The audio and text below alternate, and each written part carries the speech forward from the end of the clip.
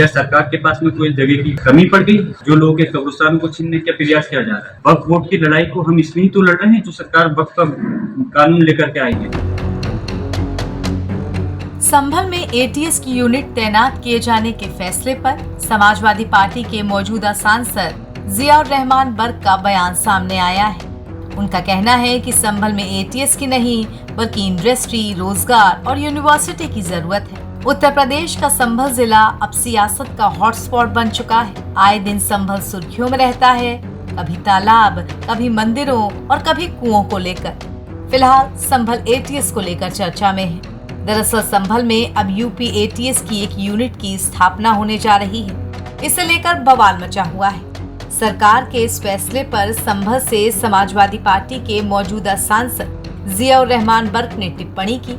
उनका कहना है कि संभल में एटीएस की नहीं बल्कि इंडस्ट्री, रोजगार और यूनिवर्सिटी की जरूरत है। देखिए, मैं यही कहूँगा कि हमारे संभल के लोगों को, यहाँ संभल के बाशिंदे हैं, उनको एटीएस कार्यालय की जरूरत है। उनको जरूरत है यहाँ पे यूनिवर्सिटी की, अच्छे मेडिकल कॉलेज की और उद्योग की, जिससे कि लोगों को रोजगार मिल सके। जो एक बात कही जा रही है कि लोग संभल से गए हैं, संभल से लोग डर से नहीं गए, पलायन नहीं कर रहे, बल्कि पूरी से सुविधाएं पाई। अगर बीजेपी की सरकार ये कहती है कि हम यहाँ के लोगों का सम्मान करते हैं, तो अगर आप यहाँ यूनिवर्सिटी खोलोगे तो ऐसा थोड़ी नहीं कि मुस्लिम समाज के बच्चे ही पढ़ेंगे। उनसे आपको चिढ़ हो सकती है, मुसलमानों से, लेकिन हिंदू समाज के भी जो लोग रह रहे हैं उनके बच्चों का भी भविष्य सुधरेगा। तो इसलिए एटीएस का कार्यालय खोलने की मेरे ख्याल से यहाँ कोई आवश्यकता नहीं है। यहाँ पे सब लोग बगैर किसी डर के, बगैर किसी खौफ के और बगैर कोई किसी गलत संगत में पड़े हुए अपने काम को अंजाम दे रहे हैं। तो अब बेहतर है यहाँ के विकास के सिलसिले में उन तमाम बुनियादी चीजों पर फोकस होना चाहिए जिसके लिए जनता को जरूरत है। सांसद जी, शेरका सराय में 3 बीघा जमीन जो है सरकारी बता करके खाली कराई गई। वहाँ कब्रिस्तान बना हुआ था, कब्रों को जो जुड़े से हटाया गया। वहाँ पर एटीएस का स्थायी कार्यालय बनाने की बात है मुझे कि उस समय भी मैंने, जब ये घटना घटित की जा रही थी, तब मैंने जिलाधिकारी संभल और एसपी साहब उनसे भी बात करके मैंने इसका अपना विरोध दर्ज कराया था और कहा था ये गलत हो रहा है। और उसके बाद में मैंने वक्फ बोर्ड के चेयरमैन साहब को भी बात की थी और हम कह रहे हैं कि जो कब्रिस्तान है, क्या सरकार के पास में कोई जगह की कमी पड़ गई जो लोगों के कब्रिस्तानों को छीनने का प्रयास किया जा रहा है? वक्फ बोर्ड की लड़ाई को हम इसलिए तो लड़ रहे हैं जो सरकार वक्फ का कानून लेकर के आई है कि हमें पता है कि उसके खिलाफ ये उन चीज़ों को टारगेट करेंगे। तो जब अभी जो बिल अभी पूरी तरह से लागू नहीं हुआ तो उसके ये बगैर इस टाइप की चीज़ें आ रही हैं कि कब्रिस्तानों को छेड़ा जा रहा है, बेहुरमती की जा रही है, तो ये चीज़ गलत है। आपको अगर जगह की कोई कमी नहीं है, पहले तो मैंने खुद ही एटीएस की उसके मैं मुखातब करता हूँ कि उसकी जगह हमारे यहाँ सब शांति के साथ चल रहा है।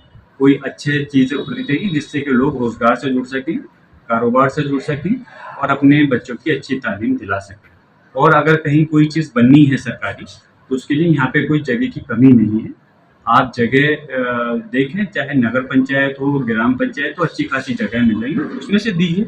अनावश्यक तौर पे हमारे मुस्लिम समाज को परेशान कर करके, उनके साथ उत्पीड़न कर करके ये चीज़ करना मुनासिब नहीं है। संभल के जिला प्रशासन का कहना है कि संभल का नाम आतंकवादी गतिविधियों में शामिल रहा है, कई लोग पकड़े भी गए हैं, कई लोग जेल में भी बंद है, तो इस वजह से एटीएस की स्थापना की जा रही है।